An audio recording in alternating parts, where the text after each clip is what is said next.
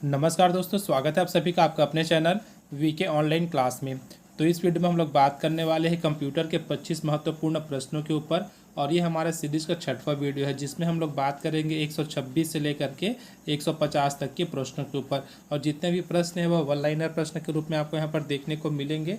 और इस सीरीज में हम लोग कवर करने वाले हैं टोटल 1000 कंप्यूटर के इंपॉर्टेंट प्रश्न, जो कि आपको ऐसे प्रश्न यहाँ पर देखने को मिलेंगे जो कि किसी न किसी एग्जाम में पूछे गए हैं। तो वीडियो को अंत तक जरूर देखिएगा ताकि आपको यहाँ से लाभ हो सके। और वीडियो को देखने के बाद वीडियो को लाइक करना और चैनल को सब्सक्राइब करना ना भूलिएगा। साथ ही आप हमारे टेलीग्राम चैनल से जुड़ सकते हैं जिसमें आपको विभिन्न प्रकार के PDF प्राप्त हो जाते हैं। तो चलिए दोस्तों, बिना देर के वीडियो को स्टार्ट करते हैं, देखते हैं आज के हमारे प्रश्नों को। तो यहीं पर देखिएगा, प्रश्न है कटिंग और पेस्टिंग के साथ काटी गई मद अस्थायी रूप से क्लिप बोर्ड में स्टोर की जाती है। ठीक, अर्थात आप लोग कभी भी कॉपी किए होंगे, चाहे मोबाइल चाहे सिस्टम हो, तो उसमें आपको देखने को मिला होगा वहाँ पर लिखा रहता है कॉपी टू क्लिप बोर्ड। जैसे आप कॉपी करेंगे तो वहाँ पर वो सेव हो जाता है। तो यहीं पर इसका आंसर क्या हो जाएगा, क्लिप बोर्ड हो जाएगा। चलिए अगला देखते हैं प्रश्न। यहाँ पर देखिएगा, ऑपरेटिंग सिस्टम द्वारा सीधे हैंडल नहीं किए जाने वाले अधिकांश कार्य कौन सा हैंडल करता है, फिर कौन हैंडल करता है, यहाँ पर पूछा गया ना। तो यूटिलिटीज, ठीक है, इसका आंसर हो जाएगा। चलिए अगला देखते हैं।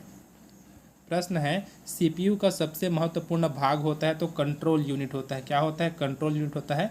CPU का जो सबसे महत्वपूर्ण भाग होता है वह आप सभी को पता होगा, कंप्यूटर का है जो होता है उसका जो ब्रेन होता है CPU होता है। CPU में जब हम लोग जाते हैं ना तो भी क्या है, 3 अलग अलग पार्ट में बटा रहता है। ठीक है, तो उसमें का जो सबसे महत्वपूर्ण होता है वो क्या होता है, कंट्रोल यूनिट होता है।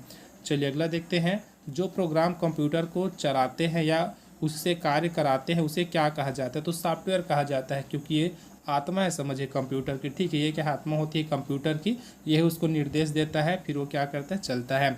चलिए अगला देखते हैं। किसी उच्च स्तरीय भाषा में लिखे गए संपूर्ण प्रोग्राम का मशीनी भाषा में अनुवाद किसके द्वारा किया जाता है, तो कंपाइलर के द्वारा किया जाता है। ठीक है, क्या किया जाता है, कंपाइलर के द्वारा किया जाता है। अब यहाँ से आपका क्वेश्चन ऐसा भी बनता है कि कंपाइलर का कार्य क्या होता है करके। तो याद रखिएगा, जो हाई लेवल लैंग्वेज होता है ना उसको लो लेवल लैंग्वेज में, फिर मशीनी लैंग्वेज में क्या करता है, वो ट्रांसलेट करता है, जो कंपाइलर होता है वहाँ। चलिए अगला देखते हैं क्या है। तो प्रश्न देखिएगा, किसके द्वारा किसी उच्च स्तरीय भाषा में सीखे गए पूरे प्रोग्राम की एक लाइन का अनुवाद कंप्यूटर की मशीनी भाषा में किया जाता है, तो इंटरप्रेटर। याद रखिएगा, अब ये जो होता है ना, जो ट्रांसलेटर होते हैं वो भी अलग अलग प्रकार के होते हैं। कई ऐसे होते हैं जो आपको एक लाइन को करके बताते हैं, तो कई जितना पूरा पैराग्राफ है तो उतने को ट्रांसलेट करके बता देते हैं। तो चलिए बढ़ते हैं अगले प्रश्न की ओर। कंप्यूटर में डाटा तथा निर्देश संग्रहित करने और गणनाएं एवं तार्किक क्रियाएं करने के लिए किस संख्या प्रणाली का प्रयोग किया जाता है, तो बाइनरी। ठीक है, क्या है, बाइनरी का, जिसमें क्या यूज़ किया जाता है, 0 और 1। ठीक है, 0 और 1 होता है, अर्थात हम कंप्यूटर को जब भी निर्देश देते हैं ना तो वो उसको इसी रूप में ग्रहण करता है, 0 और 1 के रूप में ग्रहण करता है। ठीक है, याद रखिएगा इसको। चलिए अगला देखते हैं। बाइनरी संख्या प्रणाली का संक्षिप्त रूप है तो बीट होता है। इसका जो संक्षिप्त रूप होता है ना वो क्या होता है, तो बीट होता है। अगला देखते हैं। पद बीट को संक्षेप में कहा जाता है तो क्या कहा जाता है, बाइनरी डिजिट प्रणाली। ठीक है, याद रखिएगा इसको, आप लोग अच्छे से याद रखिएगा। चलिए अगला देखते हैं। प्रश्न है कौन सी यूनिट संग्रह क्षमता को मापने के लिए प्रयोग में लाई जाती है, तो TB। याद रखिएगा क्या है, TB ये क्या है, तो ये संग्रह क्षमता को मापने के लिए उपयोग किया जाता है इसका।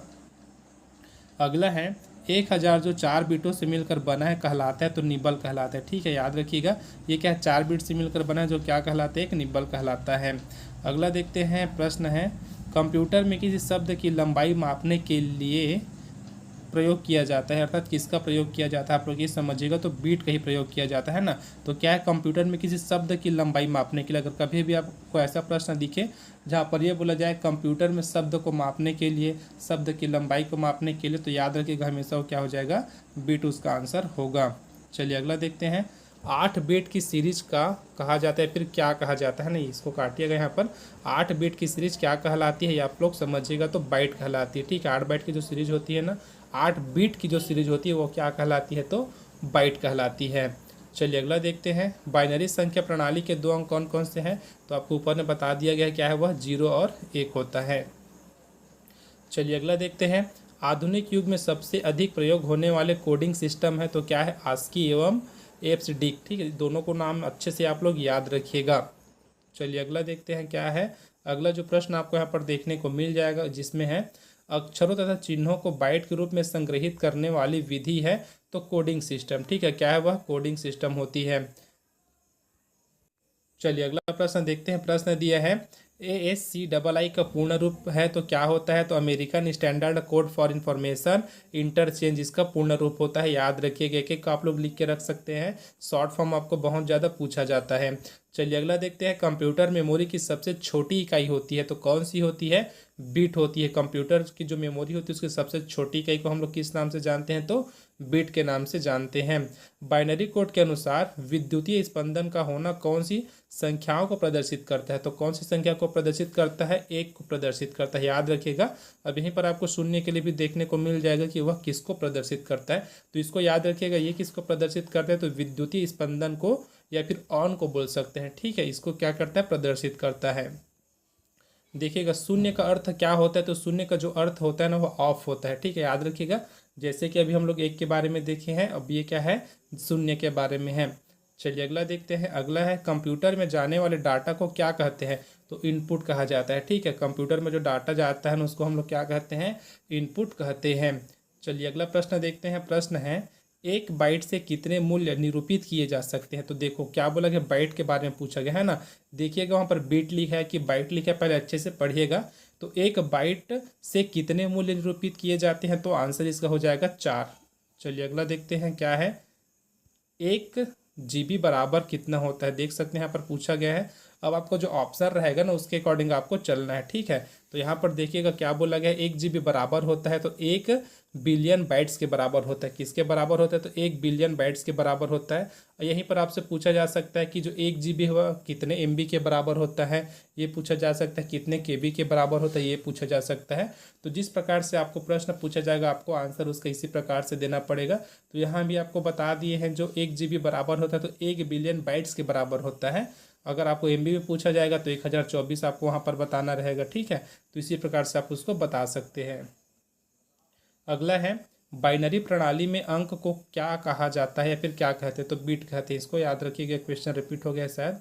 देखते हैं आज का हमारा अंतिम प्रश्न है हेक्साडेसिमल प्रणाली का आधार क्या होता है? तो क्या होता है? जो हेक्साडेसिमल होता है ना, याद रखिएगा उसका जो आधार होता है ना वो 16 होता है, अर्थात 16 होता है।